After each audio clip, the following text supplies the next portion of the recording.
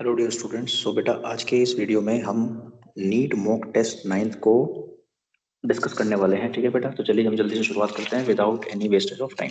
तो question number 1 कह रहा है बेटा, a 5 kg mass is accelerated from rest to 60 metre पर second in 1 second, what force on acts on it. So बेटा अगर हम मास की बात करें तो 5 kg दे रखा है अपने को और इनिशियल वेलोसिटी 0 है, फाइनल वेलोसिटी 60 मीटर पर सेकंड और ये जो वेलोसिटी हो रही है ये 1 सेकंड में हो रही है। तो हमें बेटा फोर्स बताना है, तो बेटा P इक्वल्स टू होता है U प्लस AT, क्योंकि V जो है वो 60 है, U 0 है, एक्सेलरेशन आपको नहीं पता T1 है। तो बेटा एक्सेलरेशन आएगा आपका कितना, एक्सेलरेशन आ जाएगा बेटा आपका 60 मीटर पर सेकंड स्क्वायर। तो बेटा आपसे पूछा गया, उसने फोर्स पूछा है, तो फोर्स बराबर होता है बेटा ma। तो फोर्स की वैल्यू आएगी 5 into 60 Newton. That's it. Option 1 is the correct answer. Option A is the correct answer for this particular question. ठीक है बेटा, चलिए आगे बढ़ते हैं जल्दी से। क्वेश्चन नंबर 2, क्वेश्चन नंबर 2 में कह रहा है block has been placed on inclined plane of inclination theta. ठीक है, this angle is theta. Okay, so there is a block which is kept over it like this. Okay, so the mass is m. Okay, and कह रहा है कि the block slides down the plane at a constant speed.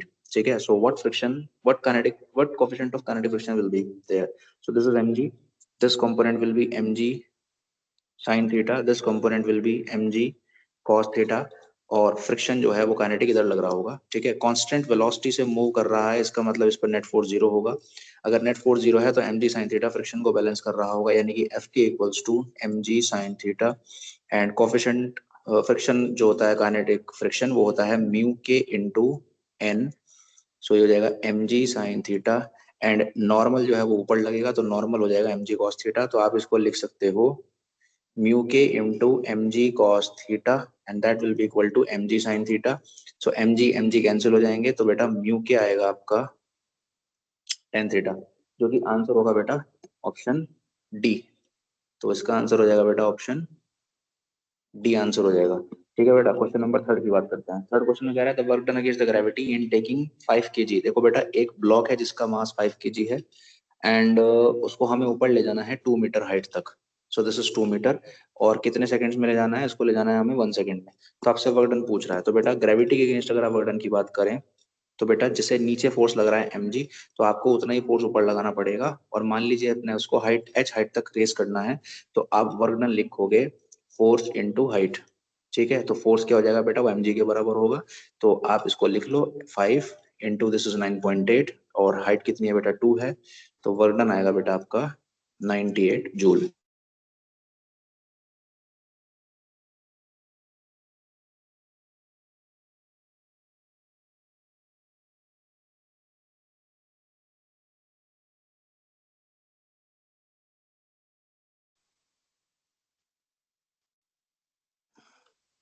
चलिए, तो question number 4 की बात करते हैं। फोर्थ में कह रहा है two man with weights in the ratio, यानी कि हमें m1g और m2g यानी कि वेट का रेशो दे रखा है 2:3। ठीक है, कह रहा है कि हमें क्या करना है, इनको two man with weights in the ratio run up for staircase in times in the ratio 5:9। हमें इनके टाइम का रेशो दे रखा है, एक्चुअली हमें इनको किसी हाइट तक चढ़ाना है। बेसिकली ये दोनों किसी हाइट तक जा रहे हैं, तो कह रहा है पावर बताओ। तो पावर का फॉर्मूला क्या होता है बेटा, P1। पावर का अगर हम देखें तो पावर होता है बेटा mgh/t। तो अगर आप पावर का रेशो लिखोगे तो आप लिखोगे m1g h/t1 और यहाँ पर लिखोगे बेटा m2g h/t2। तो बेटा हाइट तो कैंसिल हो जाएगी, ये हो जाएगा m1/m2, g से g भी कैंसिल हो जाएगा आपका। सो m1 इंटू t2/t1। ठीक है, तो इसको आप यहाँ पे सॉल्व कर लो, तो ये कितना आ गया बेटा आपका, ये हो गया 2:3, कट जाएगा ये तो, है ना। तो 2:3, 2/3 और T2/T1 आएगा बेटा 9/5। ठीक है, तो 3 से आप इसको मार दो, 3 पे जाएगा तो 6/5 आंसर आएगा। तो ऑप्शन ए हो जाएगा इसका आंसर। ठीक है बेटा, चलो आगे बढ़ते हैं। क्वेश्चन नंबर 5 की बात करते हैं। क्वेश्चन नंबर 5 में कह रहा है acceleration due to gravity at the centre of the earth. देखो बेटा इसका फॉर्मूला होता है g dash equals to g 1 minus h/re। At centre जो h हो जाएगा वो r हो जाएगा। एक्चुअली जो h है वो सरफेस से मेजर किया जाता है, तो जैसे आप सेंटर पे जाओगे तो g डैश होगा g 1 माइनस 1, तो g डैश हो जाएगा बेटा आपका 0। मतलब सेंटर पे एक्सेलरेशन ड्यू टू ग्रेविटी 0 होता है। तो ऑप्शन सी। तो फिफ्थ का आंसर आ गया बेटा सी। ठीक है, चलिए आंसर आ चुके हैं हमारे, आगे बढ़ते हैं। Question number 6। सिक्स क्वेश्चन में कह रहा है the satellite of mass M revolves in a circular orbit of radius R on a planet around a planet of mass M, its total energy is. देखो बेटा, अगर हमारे पास ये सैटेलाइट है और ये हमारी अर्थ है और इसके चारों तरफ अगर मान लीजिए रिवॉल्व कर रहा है, तो बेसिकली इसके पास दो तरह की एनर्जी होती है, एक तो काइनेटिक एनर्जी और एक होती है इसकी पोटेंशियल एनर्जी। ठीक है, इसकी रेडियस जो जिसमें ये रिवॉल्व कर रहा है वो आर है, तो पोटेंशियल एनर्जी होगी बेटा minus G M E M upon R E. ठीक है, आर ई मतलब आर हो जाएगा ये। ठीक है, minus G M E M upon R. ठीक है, M is the mass of planet, तो प्लैनेट का मास आपने एम बोल रखा है तो हम एम ही लिख देते हैं उसको। और काइनेटिक एनर्जी होती है बेटा half M V square, V is the velocity. Okay, so the velocity of planet is G M upon R का रूट। ठीक है, ये फॉर्मूला होता है एक्चुअली। तो अगर आप इसको देखोगे तो काइनेटिक एनर्जी आएगा बेटा आपका G M M upon two R. तो ये काइनेटिक एनर्जी और पोटेंशियल एनर्जी, इनको आप टोटल कर लो, टोटल एनर्जी आ जाएगी। Total energy will be kinetic energy as well as potential energy, so G M M upon two R minus G M M upon R. तो बेटा answer आएगा minus G M M upon two R. Option A is the correct answer. तो six का answer आएगा बेटा option A. चलिए seventh की बात कर लेते हैं। सेवंथ में कह रहा है I1, I2 and I3 are the moments of inertia of solid sphere. Solid sphere का मोमेंट ऑफ इनर्शिया होता है बेटा 2/5 mr स्क्वायर। ठीक है, उसने कहा है कि इनके मास सेम है और ज्योमेट्रिकल एक्सिस भी सेम है। ठीक है, अच्छा सॉलिड स्फीयर का तो उतना हो गया, और फिर उसने कहा होलो स्फीयर का I2 है तो 2/3 mr स्क्वायर। और फिर कह रहा है कि रिंग का कितना है, रिंग का कितना होता है बेटा, रिंग का होता है हमारा कितना होता है mr स्क्वायर होता है। तो सबसे ज्यादा किसका आ रहा है, सबसे ज्यादा आ रहा है बेटा रिंग का। फिर उसके बाद किसका आ रहा है बेटा, उसके बाद आपका आ रहा है किसका, होलोस्फेयर का। This is hollow sphere and this is solid sphere. ठीक है बेटा, और ये आपकी रिंग हुई। ठीक है, तो I3 is greater than I2 is greater than I1, क्या आंसर आएगा, यानी कि सेवंथ का आंसर हो जाएगा ऑप्शन बी। Option B. चलिए आगे बढ़ते हैं। Question number 8, a rigid body is rotating about an axis. ठीक है, टू स्टॉप द रोटेशन। देखो बस ऐसा समझो आप, ऐसा मान लो सपोज करो ये बॉडी जो है इसके बॉडी से घूम रही है ओमेगा से। ठीक है, तो बेटा अगर आपको रोकना है तो जाहिर सी बात है आपको कुछ फोर्स लगाना पड़ेगा इधर की तरफ। तो बेसिकली आप टॉर्क प्रोड्यूस करोगे ताकि उल्टा रोटेशन आए। ठीक है, तो to stop it basically you use force, but basically उस फोर्स से होगा क्या, आपको रोटेशन उल्टी साइड में प्रोड्यूस करना पड़ेगा। सो बेसिकली आपको क्या अप्लाई करना पड़ेगा, टॉर्क प्रोड्यूस करना पड़ेगा। ठीक है, क्योंकि फोर्स तो जैसे मान लो सपोज करो अगर ये इसके बॉडी से घूम रहा है, आपने फोर्स लगा दिया तो रुकेगा थोड़ी ही, आपको उसे रोकना है, तो basically you will provide torque, क्योंकि आप डिस्टेंस ये वाली इंक्रीज कर दोगे। जैसे सपोज करो इसके बॉडी घूम रहा है, तो अगर आप इसी पे फोर्स लगा दोगे तो ये घूमना बंद नहीं करेगा। ठीक है, तो घूमने बंद करने के लिए आपको उस पर टॉर्क लगाना पड़ेगा।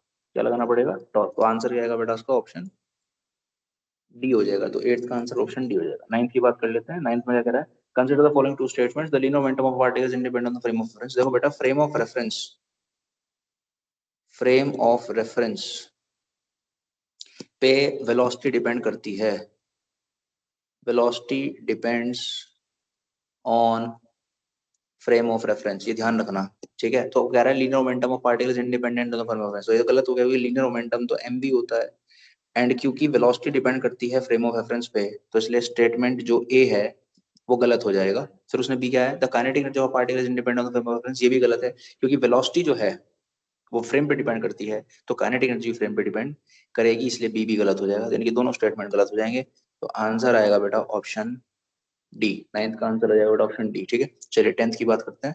टेंथ में क्या कह रहा है वो, two vehicles of equal masses are moving with same speed. मान लीजिए एक व्हीकल ऐसे है, ये v रफ्तार से आ रहा है इधर की तरफ, और ये एक दूसरा व्हीकल है जो इतनी स्पीड से इधर की तरफ आ रहा है। एक्चुअली इस जगह पर ये दोनों कोलाइड कर रहे हैं, मतलब ये दोनों आ, मतलब मिल रहे हैं ना, ऐसा समझ लो आप। तो ये एंगल आपको थीटा दिया हुआ है।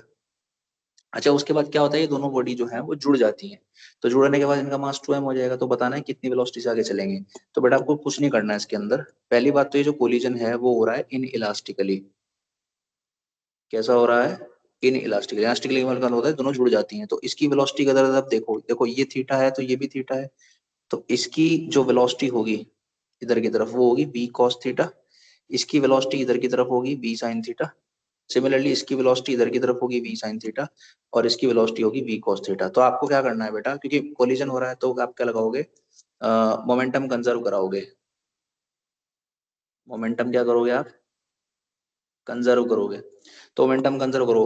ठीक है, देखो मैं मोमेंटम लिख रहा हूँ इस वाली बॉडी का, तो आप लिखोगे M V cos theta I cap plus, अच्छा इधर की तरफ आप पॉजिटिव ले लो, नीचे की तरफ आप नेगेटिव ले लो, ऊपर की तरफ आप क्या ले लो पॉजिटिव। तो आप यहाँ पे लिखोगे मोमेंटम आपने लिखा एक्स में, अब वाई में लिखो तो ये हो जाएगा M V sine theta J cap, ऐसा समझो आप, समझ गए। फिर उसके बाद प्लस किसका, इसका लिखो, आप लिखोगे M V cos theta I cap, but इस बार इसकी वेलोसिटी लिखोगे प्लस के साथ, तो ये हो जाएगा बेटा M V sine theta J cap, और फाइनली मास हो रहा है 2m, और ये हो जाएगा वेलोसिटी वेक्टर। ठीक है, इसको आप वेलोसिटी वेक्टर v डैश कह लो ऐसे।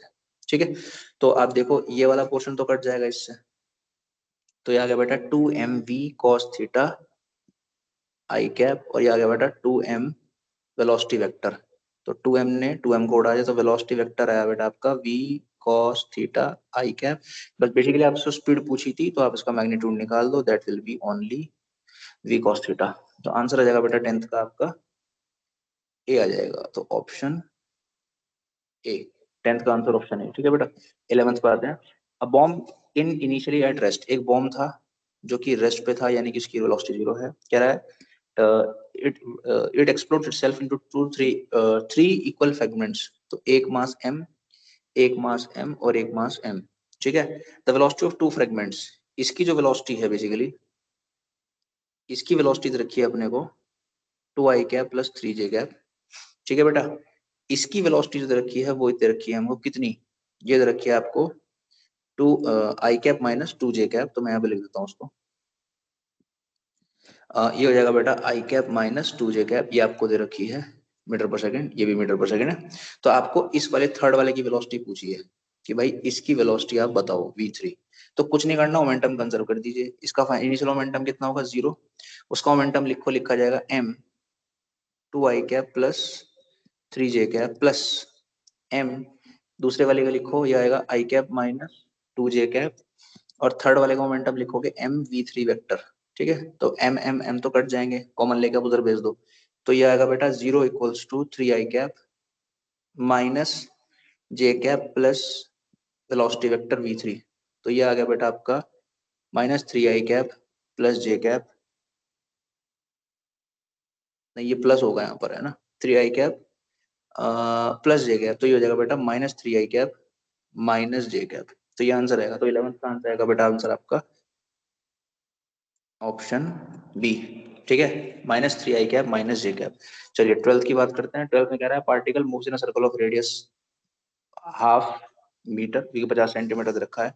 कह रहा है कि रिवॉल्यूशंस जो है वो 4 आरपीएस है।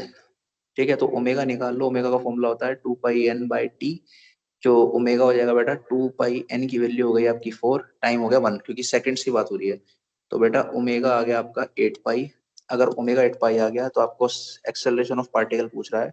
एक्सेलरेशन ऑफ पार्टिकल होता है बेटा R omega square, R is 1/2, omega is, तो 8π का स्क्वायर करो तो ये आएगा बेटा 32π स्क्वायर। ठीक है, सिंपल। 12th का आंसर आएगा बेटा आपका डी, तो 12th का आंसर आ गया बेटा ऑप्शन डी। चलिए 13th की बात करते हैं। 13th में क्या कह रहा है देखो, 13th में कह रहा है अ मास ऑफ 3 kg, एक मास है 3 kg, whirled in a horizontal circle by means of tension, by means of a string with initial speed, इसकी स्पीड दे रखी है ओमेगा नोट कह लो आप इसको, तो 6 आरपीएम बोला है। तो ओमेगा नोट होगा बेटा आपका कितना, ये हो जाएगा 2π इंटू 6 अपॉन 60। ठीक है, तो ये हो रहा आपका हो गया π/5 रेडियन पर सेकेंड। ठीक है, फिर कह रहा है keeping the radius constant tension in the string becomes 4 times. Actually क्या है, मान लो आप इसको घुमा रहे हो, लेट सपोज ये कोई स्टोन था, आप इसको घुमा रहे हो, तो ये घूमेगा टेंशन की वजह से, मतलब basically tension is a centripetal force. तो आप यहाँ पे लिखोगे बेटा T1 is equals to mr omega square, omega naught लिख सकते हो, है ना। जब आप टेंशन को डबल कर रहे हो 4 टाइम्स कर रहे हो, 4 टाइम्स कर रहे हो, तो ये हो जाएगा T2, ये T1 हुआ। तो T2 अब जो है वो आपने 4 टाइम्स कर दिया, यानी कि इस पर्टिकुलर केस के लिए आप लिखोगे एम आर ओमेगा स्क्वायर, क्योंकि अब जो वेलोसिटी होगी वो अलग है। ठीक है, लेकिन रेडियस सेम है, उसने बोला है। अब according to question T2 is 4 times of T1, तो आप लिख सकते हो M R omega square equals to M R omega naught square. तो एम ने एम को उड़ाया, आर ने आर को उड़ाया, तो ओमेगा स्क्वायर है बेटा ओमेगा नोट स्क्वायर से 4 भी है यहाँ पर, तो ये हो जाएगा 4।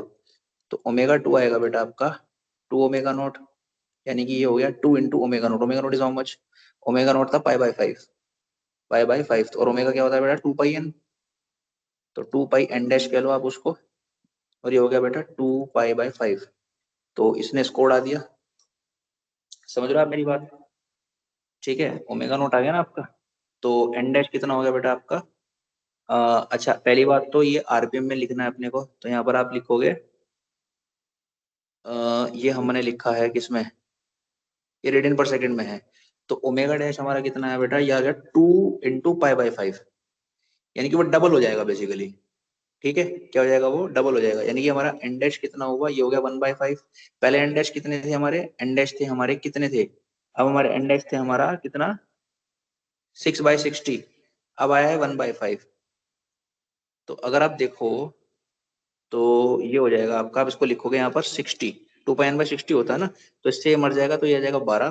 तो एन डैश आएगा आपका यहाँ पर कितना, ये हो जाएगा आपका 12 आरपीएम, है ना। तो बेसिकली वो पूछिए आपसे, आरपीएम में पूछा है, तो 12 आरपीएम आंसर आएगा। तो 13th का आंसर हो जाएगा बेटा ऑप्शन बी, ऑप्शन बी। चलिए आगे बढ़ते हैं। 14th की अगर हम बात करें, 14th में कह रहा है वो हमसे कि a particle moves in the east direction with initial with velocity 15 metre पर सेकंड, यानी कि एक पार्टिकल इधर चला 15 मीटर पर सेकंड से, यानी कि ईस्ट में अगर आप देखो तो वो गया है कितने से, वो गया है हमारा 15 से गया है, 15 मीटर पर सेकंड से कितने टाइम तक के लिए, 2 सेकंड तक के लिए। तो ये दूरी हुई बेटा 30 मीटर। ठीक है, उसके बाद वो क्या हुआ, उसके बाद चला गया नॉर्थ में 5 मीटर पर सेकंड से, तो ये हो गया बेटा 5 मीटर पर सेकंड, और टाइम कितने तक चला वो 8 सेकंड्स तक, तो ये दूरी होगी 40। तो आपसे पूछा है कि एवरेज स्पीड बताओ, तो एवरेज स्पीड की अगर मैं बात करूं, वो होती है टोटल डिस्टेंस, यानी कि 30 + 40 upon total time. So time will be 2 + 8, यानी कि हो जाएगा 10। तो यानी कि आंसर आएगा 7 मीटर पर सेकंड। तो बेटा आंसर हो जाएगा option C, option C answer हो जाएगा 14 का। ठीक है, चलिए 15th की बात कर लेते हैं। 15 में कह रहा है body A is throne up, body A is throne up, एक बॉडी है ए, उसको आपने क्या करा, ऊपर की तरफ फेंका। ठीक है, विद वेलोसिटी वी नॉट, तो ये वेलोसिटी वी नॉट है। Another body B is dropped, यानी कि इसकी वेलोसिटी 0 है। ठीक है, और ये हाइट कितनी है, ये हाइट हो गई h। तो कह रहा है कि अगर ये h/2 हाइट पे मिलते हैं तो वी नॉट बताओ कितना होगा। देखो पहली बात तो ये है कि अगर मान लीजिए बी रेस्ट पर है, तो आप क्या लिखोगे, initial velocity of A with respect to B which will be ua minus UB. मान लेते हैं कि ऊपर की तरफ पॉजिटिव है, नीचे की तरफ चीजें नेगेटिव हैं, तो ये हो गया आपका इतना, है ना। तो यूए कितना हुआ बेटा आपका, ये होगा V naught, UB was 0। So initial velocity of A with respect to B was V naught. तो अगर मान लीजिए कि अगर मैं मानता हूं कि ये टी टाइम पे मिल रहे हैं, तो आप सिंपली लिखोगे h is equals to U A B into T. ठीक है, तो अब ये कितना है आपके पास में, U A B equals to h/t। ठीक है, अच्छा आ गया। उसके बाद आप क्या करोगे, उसके बाद आपको क्या करना होगा, देखो अच्छा U A B was V naught, तो आप इसको चुपचाप यहाँ लिख लो वी नॉट। तो अगर आप देखो तो यहाँ से आप टाइम भी निकाल सकते हो, जो कि कितना आएगा h/वी नॉट। अब वास्तविकता में मिल रही है आधी हाइट पर। ठीक है, तो अब आप कैलकुलेशन करो फॉर बी, तो आप लिखोगे h/2 equals to U A B, sorry U A U B into T minus half into G into T square, यही लिखोगे। अच्छा नीचे की तरफ है तो यहाँ पर आप माइनस लगाना पड़ेगा, तो minus h/2 equals to U B was 0 minus half into G into T square. तो ये हो गया बेटा minus half h minus half G T square, तो ये कट जाएगा, ये इससे कट जाएगा। तो t की वैल्यू आएगी बेटा h/g। ठीक है, अगर आप देखो उसको तो ये कितना आ गया आपका t की वैल्यू रूट h/g, और t कितना है हमारे पास में अकॉर्डिंग टू सवाल h/v नॉट, तो यहाँ रख दो। So h/v naught equals to root h/g। तो बेसिकली आपको क्या चाहिए, वी नॉट चाहिए ना आपको, तो ये हो जाएगा बेटा g/h। नहीं, ये हो जाएगा हमारा कितना होगा, देखते हैं इसको कैलकुलेट करके। ये हो जाएगा रूट g/h इंटू h। हाँ करेक्ट है, तो वी नॉट आएगा बेटा आपका रूट जी एच। ठीक है, तो 15th का आंसर आएगा बेटा आपका ऑप्शन बी, ऑप्शन बी। चलिए आगे बढ़ते हैं, क्वेश्चन नंबर 16 की बात करते हैं। कह रहा है कि 420 joule of heat is supplied to 10 gram of water. अच्छा, एक कैलोरी में होते हैं 4.2 जूल, तो एक जूल में कितने होंगे 1/4.2 कैलोरी, तो उसको कैलोरी में कन्वर्ट कर लो आप, तो 420 इंटू 1/4.2, तो ये आ जाएगा आपका कितनी कैलोरी हीट आ जाएगी 100 कैलोरी। ठीक है, अब हम जानते हैं Q इज इक्वल्स टू होता है ms डेल्टा टी, तो Q कितना है आपके पास में 100, m आपको दे रखा है 10, s होता है 1, डेल्टा टी आपको चाहिए, तो 0 ने 0 को उड़ाया, तो delta T equals to 10 degree Celsius. तो इतना टेम्परेचर रेस करना पड़ेगा आपको, option C is the correct answer, option C. तो 16th का आंसर आएगा ऑप्शन सी। 17th को देख लेते हैं। 17th में अगर आप देखो तो आपको ग्राफ दे रखे हैं कुछ इस तरह से, ठीक है, इस तरह से कुछ ग्राफ दे रखे हैं, ठीक है, ये ए बी है, ये आपका सी डी है, इस तरह से ये पी वर्सेस बी है। आपको पूछा है बताओ कौन सा आइसोथर्मल ग्राफ है, तो बेसिकली बेटा अगर आप देखो तो जैसे ये ग्राफ बने बनाए जिनका जो थोड़े स्टीप कर्व होते हैं वो एडियाबैटिक होते हैं, और जो थोड़े से स्मूथ होते हैं जिनका स्लोप कम होता है वो आइसोथर्मल होते हैं। यानी कि ये वाला आइसोथर्मल है, ये एडियाबैटिक है, ये वाला फिर से आइसोथर्मल है, और ये फिर से हमारा एडियाबैटिक है। तो आपको पूछा है कौन कौन से हैं, तो A B and C D जो है वो आइसोथर्मल होंगे। 17th का आंसर हो जाएगा बेटा आपका ऑप्शन ए। ठीक है बेटा, चलो आगे बढ़ते हैं। 18th की बात करूं, 18th में कह रहा है during isothermal adiabatic and isobaric process work done for the same change in volume will be maximum 4। देखो ऐसे दे रखा है आपको, ठीक है, ये सवाल कई बार आ चुका है, आई थिंक आपने सही किया होगा उसको इस बार। ये ए, ये बी, ये सी, ठीक है, ये मान लेते हैं कि ये V1 था, ये V2 था, ये V था और ये P था। ठीक है, तो अब आपको पूछ रहा है, देखो पहली बात तो ये है कि ये कौन सा प्रोसेस है, ये है आइसोबारिक, ये है आइसोथर्मल, और ये कौन सा है बेटा एडियाबैटिक।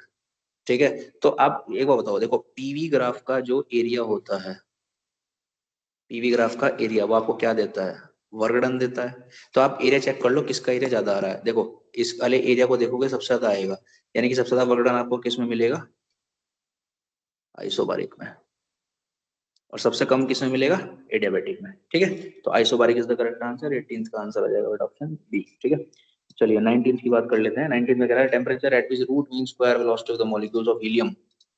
वीआरएमएस का फॉर्मूला क्या होता है बेटा, वीआरएमएस का फॉर्मूला होता है 3RT/m।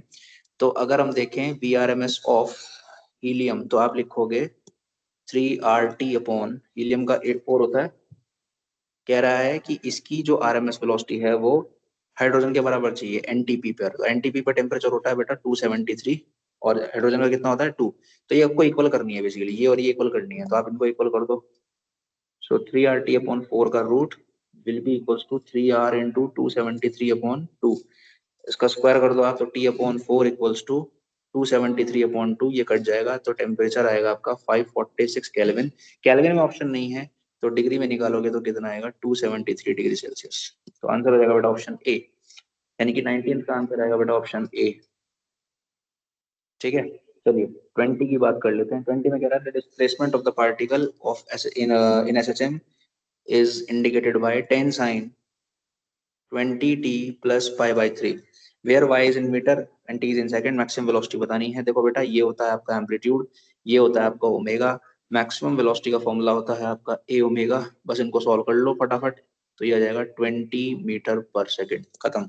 Option C, option C is the correct answer. चलिए 21 की बात करते हैं। Length of a second pendulum, देखो बेटा सेकंड पेंडुलम वो होता है जिसका टाइम पीरियड 2 सेकंड होता है। सिंपल पेंडुलम का फॉर्मूला 2 पाई रूट L/g होता है। अगर आप यहाँ पर इसको 2 रखते हो और इसको सॉल्व करते हो, जी की वैल्यू 9.8 लेते हो, तो लेंथ आएगी अप्रोक्सीमेटली 1 मीटर। ठीक है, ध्यान रखना है 1 मीटर लेंथ होती है। 21 का आंसर रहेगा ऑप्शन ए। ठीक है बेटा, चलिए आगे बढ़ते हैं। 22, due to propagation of longitudinal wave in a medium the following quantities also propagate in the same direction. देखो बेटा लॉन्गिट्यूडिनल वेव होती है जिसके अंदर पार्टिकल्स जो होते हैं वो along the direction of medium propagate करते हैं, इस तरह से ऑसिलेट करते हैं, और डायरेक्शन ऑफ वेव भी इसी में होती है, मतलब particles oscillate along the direction of propagation of wave. तो इसमें बेसिकली कौन कौन ट्रेवल करता है, इसमें एनर्जी और मोमेंटम ट्रेवल करते हैं, यानी कि energy and momentum only they travel. ठीक है, एनर्जी एंड मोमेंटम। तो आंसर आ जाएगा बेटा इसका ऑप्शन डी आंसर आएगा, option D is the correct answer. ठीक है बेटा, तो 22 का आंसर आएगा ऑप्शन डी। 23 को देख लेते हैं। 23 में कह रहा है कि टू पार्टिकल्स हैं of simple harmonic motion, y1 is equals to दे रखा है a1 sin ओमेगा t, दूसरा दे रखा है आपको a2 sin omega t plus 5। कह रहा है कि इनका जो इनके रिजल्टेंट मोशन से सिंपल हार्मोनिक मोशन बनती है, उसका एम्पलीट्यूड बताओ। तो बेटा बहुत सिंपल है, सिंपल फॉर्मूला लगाना है आपको। a net square is equals to a1 square plus a2 square plus 2a1 a2 cos delta phi, but where delta phi is phase difference. तो वैसे इनके फेज का डिफरेंस कितना है, 5 है, और एम्पलीट्यूड a1 एंड a2 है। तो यहाँ पर आप रख दो a1 square a2 square 2a1 a2 cos 5, तो ये a नेट आ जाएगा इनका, सिंपल। ठीक है, तो आंसर आ जाएगा 23 का बी। तो option B is the correct answer. ठीक है, चलिए 24 की बात करते हैं। टू बॉल्स कैरिंग चार्जेस, एक चार्ज है 7 माइक्रोकूलम, दूसरा चार्ज है -5 माइक्रोकूलम, इनके बीच में फोर्स एफ लग रहा है, तो लिखोगे के 7 × 5/r², नॉर्मली है ना, विदाउट साइन लिखते हैं। फिर उसने कहा है कि हमने -2 माइक्रोकूलम के चार्ज को इसमें भी ऐड कर देना है, इसमें भी ऐड कर देना है। तो इसमें ऐड करोगे तो बेटा ये कितना हो जाएगा, ये हो जाएगा 5 माइक्रोकूलम, और इसमें ऐड करोगे तो हो जाएगा बेटा -7 माइक्रोकूलम। दूरी अभी भी आर है, तो एफ डैश क्या लिखोगे, के विदाउट साइन लिखते हैं पहली बात। कैसे लिखते हैं, विदाउट साइन, ध्यान रखना विदाउट साइन लिखते हैं। तो ये वाली चीज और ये वाली चीज सेम ही तो होगी, तो इसलिए बेटा आंसर क्या हो जाएगा, F dash equals to F, same force आएगा। तो 24 का आंसर आ जाएगा ऑप्शन ए। ठीक है, चलिए 25 की बात करते हैं। Two conducting spheres, two conducting spheres, ये भी एक कंडक्टिंग स्फीयर है जिसकी रेडियस r1 है, ये भी एक कंडक्टिंग स्फीयर है जिसकी रेडियस r2 है। कह रहा है कि have same electric field near the surfaces, इसकी इलेक्ट्रिक फील्ड कितनी आएगी बेटा, ये आ जाएगी k, इस पे चार्ज मान लो q1, इस पे चार्ज मान लो q2, so k q1 square upon r2 square, e2 आएगा k q2 square upon r2 square. According to question e1 and e2 same है, तो k q1 अपॉन r1 square, k q2 upon r2 square, k ने k को उड़ाया, तो Q1 और Q2 का रेशो आया R1 square upon R2 square. फिलहाल उनके पोटेंशियल के बारे में पूछ रहा है कि रेशो बताओ उनके पोटेंशियल का। तो V1 अपॉन V2 क्या होगा बेटा, KQ1 अपॉन R1, इसका होगा KQ2 अपॉन R2, तो ये हो जाएगा बेटा Q1 upon Q2 into R2 bye R1। तो बस फिर कुछ नहीं करना आपको, Q1 अपॉन Q2 की वैल्यू है R1 square upon R2 square, और ये हो जाएगा बेटा R2 बाय R1, तो ये हो जाएगा बेटा R1 बाय R2। ये आंसर आएगा option C. Option C is the correct answer for the 25th question. Okay, चलिए 26 की बात करते हैं। कह रहा है charge parallel plate capacitor, charge parallel plate capacitor between distance has D and potential energy is U naught. ठीक है, आप एक बात समझो, इस पे अगर आप देखो तो उसकी पोटेंशियल एनर्जी आप लिखोगे, ठीक है, जो इसके अंदर स्टोर होती है, हाफ, क्या लिखोगे इसको, आप लिखोगे हाफ CV स्क्वायर लिखोगे। ठीक है, फिर आपने क्या करा, एक्चुअली इसके अंदर आपने क्या करा, अच्छा न्यू एनर्जी पूछ रहा है बेसिकली, आपने इसके अंदर स्लैब डाल दी। ठीक है, चार्ज है ये, इसका मतलब चार्ज, अगर इस पे अगर हम चार्ज देखें CV, तो इस पे -CV, क्योंकि ये चार्ज है इसलिए चार्ज इसका सेम रहेगा, लेकिन इसकी कैपेसिटेंस बढ़ जाएगी, वो जाएगी C के सी वी डैश, इस पर चार्ज हो जाएगा -KCV डैश, क्योंकि चार्ज बराबर है, क्योंकि चार्ज कैपेसिटर है, तो CV इक्वल्स टू आप लिखोगे KCV डैश, तो आपका C से C कैंसिल हो जाएगा, तो पोटेंशियल आ जाएगा V बाई के, मतलब पोटेंशियल तो ड्रॉप कर जाएगा। अगर आप देखोगे इसकी एनर्जी लिखने के लिए इस बार U डैश, तो आप लिखोगे half C dash V dash square. अब इसकी C जो है वो KC हो चुकी है ना, कैपेसिटेंस बढ़ जाती है, तो उसको आप लिखोगे half KC into V by K का होल स्क्वायर। तो ये हो गया बेटा हाफ, कितना हो गया, CV स्क्वायर अपॉन के। अगर आप बहुत ध्यान से देखो तो हाफ CV स्क्वायर कितना है, ये U नॉट है, तो बेटा U डैश आएगा U नॉट बाय के, तो ऑप्शन सी आएगा इसका आंसर। ठीक है, तो 26 का आंसर हुआ सी। 27 को देख लेते हैं। 27 कह रहा है to squares have radius 10 centimetre, ये R1, ये R2, इसकी वैल्यू 20 सेंटीमीटर है, इसकी वैल्यू 10 सेंटीमीटर है। One of the sphere is given a charge, यानी कि इस पे चार्ज Q1 की वैल्यू अगर आप देखो 150 माइक्रोकूलम है, और ये जो है इसको हमने वायर से कनेक्ट किया। एक्चुअली इस पर अभी फिलहाल कोई चार्ज नहीं है, बट जैसे ही आप इसको वायर से कनेक्ट करोगे तो ये दोनों सेम पोटेंशियल पर पहुंच जाएंगे एक्चुअली। तो मान लेते हैं कि दोनों का पोटेंशियल हो गया V एंड V, ठीक है। तो V और V हो गया। अगर आप ध्यान से देखो तो इस पर अगर मान लो चार्ज Q1 डैश है, इस पर अगर चार्ज Q2 डैश है, तो आप ये बात तो लिख ही सकते हो कि Q1 plus Q2 equals to Q1 dash plus Q2 dash, charge तो कंजर्व रहेगा। अच्छा, Q1 वॉज 150 इंटू 10⁻⁻6, ये जीरो। अच्छा, एक और बताओ, V का फॉर्मूला क्या होता है, KQ/R। तो अगर आपको Q1 डैश लिखना है तो आपको लिखना चाहिए V इंटू R1 अपॉन के। तो देखो मैं लिख रहा हूँ V इंटू R1 अपॉन के, या लिखोगे V R2 अपॉन के। बस इसको सॉल्व कर लो आप, बस खेल खत्म हो गया। तो V तो बाहर आ गया, R1 कितना है आपके पास में 10 इंटू 10⁻⁻2, और ये कितना हो गया आपके पास में 20 इंटू 10⁻⁻2, के क्यों मनाएगा यानी कि 9 इंटू 10⁻9। बस सॉल्व कर लो। तो 150 इंटू 10⁻�6, ये हो गया 30 इंटू 10⁻2, ये हो गया 9 इंटू 10⁻9, और ये हो गया V, ठीक है। तो बेटा ध्यान से देखो, ये हो गया 5, तो 9 5 जा 45, 3 5 हो गए नहीं, 45 इंटू 10⁻³ अपॉन 10⁻⁻2, तो ये हो गया 450 इंटू 10⁻5, यानी कि V आएगा 4.5, नहीं 450 नहीं है, 445 है। तो 4.5 इंटू 10⁻6 वोल्ट, ये आंसर आएगा ऑप्शन बी, ठीक है बेटा। तो 27 का आंसर आ गया ऑप्शन बी। चलिए आगे बढ़ जाते हैं। तो 28 को देख लेते हैं फटाफट जल्दी से। 28 में क्या कह रहा है, specific resistance of the conductor increases with, option A increase in temperature, increase in cross sectional area, increase in cross sectional area, increase in length, decrease in cross sectional area. बेटे स्पेसिफिक रेजिस्टेंस जो होता है वो हर material का अलग होता है। Specific resistance जो होता है it depends on material, it depends on temperature, ये लेंथ एरिया पे डिपेंड नहीं करता। इसलिए आंसर क्या आएगा, सिर्फ टेम्परेचर, टेम्परेचर बढ़ाने पे बढ़ जाता है actually. Specific resistance for conductor increases with time, और सेमीकंडक्टर में उल्टा होता है, उसमें घट जाता है। तो आंसर आएगा बेटा इसका 28 का ऑप्शन ए। 28 का आंसर आएगा बेटा ऑप्शन ए। चलो 29 कर लेते हैं। 29 में कह रहा है एक रेजिस्टेंस था R ओम एक वायर का, उसको हमने क्या करा, उसको हमने मेल्ट करके उसको n टाइम्स कर दी उसकी लेंथ। मान लीजिए इसकी लेंथ कितनी थी, L, एरिया A था। अब आपने उसकी लेंथ जो है वो NL कर दी, और एरिया कुछ और हो जाएगा। तो वॉल्यूम सेम रहेगा, बट वॉल्यूम तो सेम रहेगा ना, तो आप लिखोगे area into length equals to NL into A dash. तो आपने L के L को मुड़ा दिया, तो A डैश की वैल्यू आई बेटा A/N।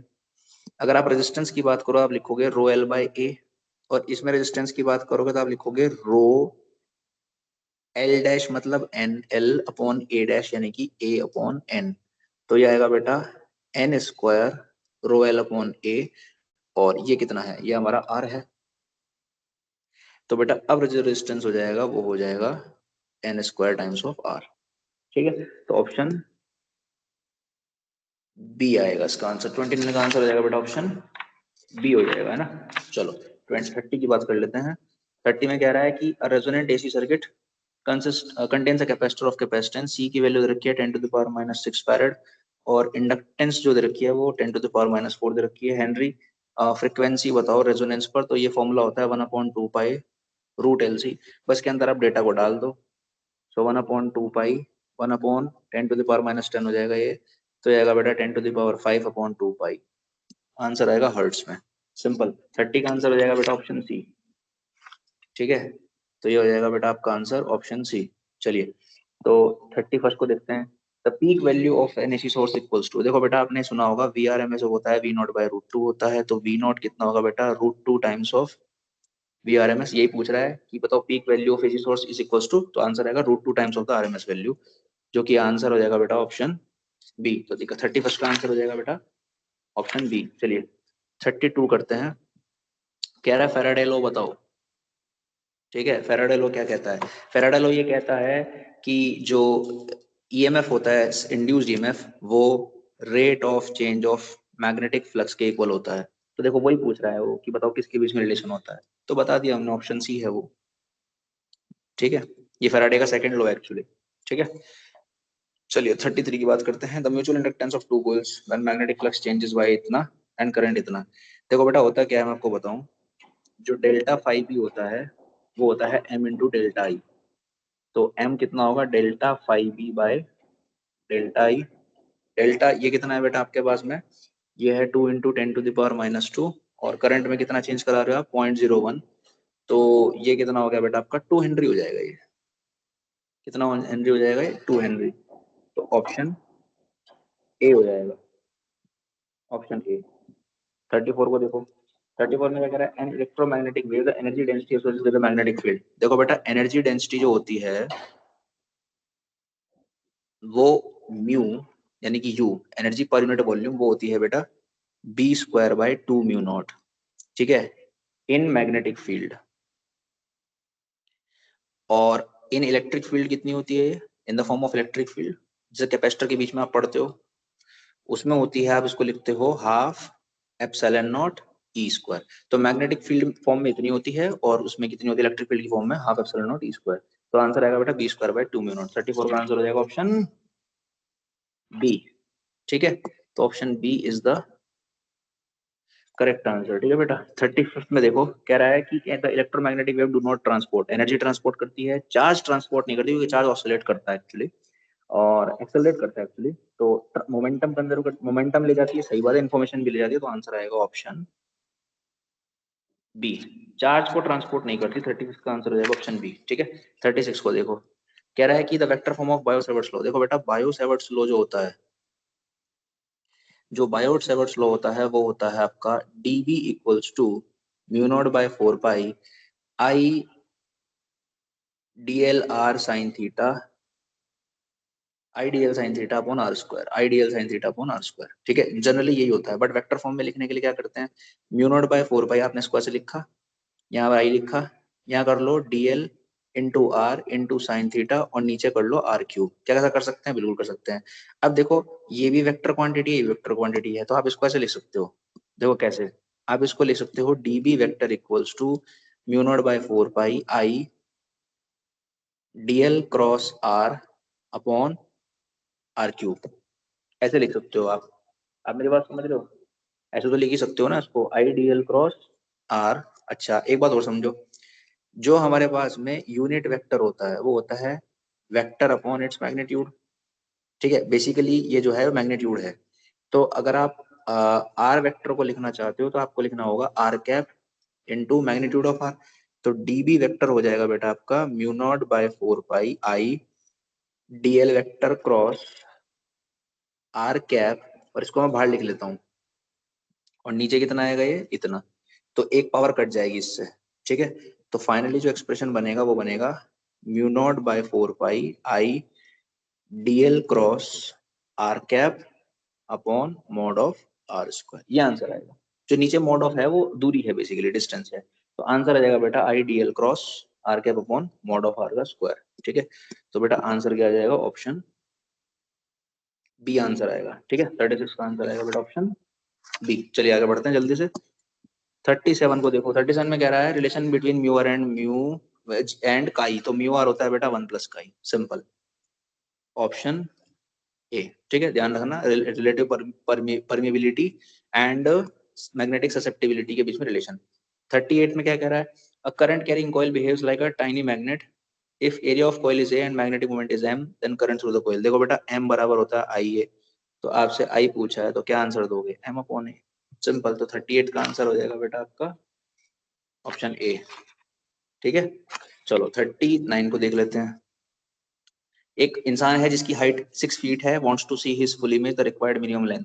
देखो बेटा मिनिमम लेंथ देखनी है, अगर मगर मिरर की मिनिमम लेंथ पूछे आपसे कभी भी, minimum length of mirror to see full image of an object of height h will be equals to h/2। अगर एक इंसान 6 फीट का है तो उसे अगर फुल इमेज देखनी है तो उसे कम से कम 3 फीट का मिरर चाहिए। तो आंसर क्या आ जाएगा बेटा, ऑप्शन बी 3 फीट, ठीक है। 39 का आंसर आएगा ऑप्शन बी, ठीक है। चलिए 40 को देख लेते हैं जल्दी से। 40 में कह रहा है a man runs towards stationary plane mirror, ये मान लीजिए प्लेन मिरर है, ठीक है। और एक मैन जो है वो बेसिकली इधर की तरफ दौड़ रहा है 15 मीटर पर सेकेंड से, तो कह रहा है बताओ इमेज कितनी से दौड़ेगी।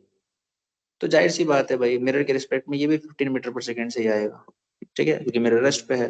तो आंसर आएगा बेटा ऑप्शन बी। 40 का आंसर आ जाएगा बेटा ऑप्शन बी। चलिए 41 देख लेते हैं।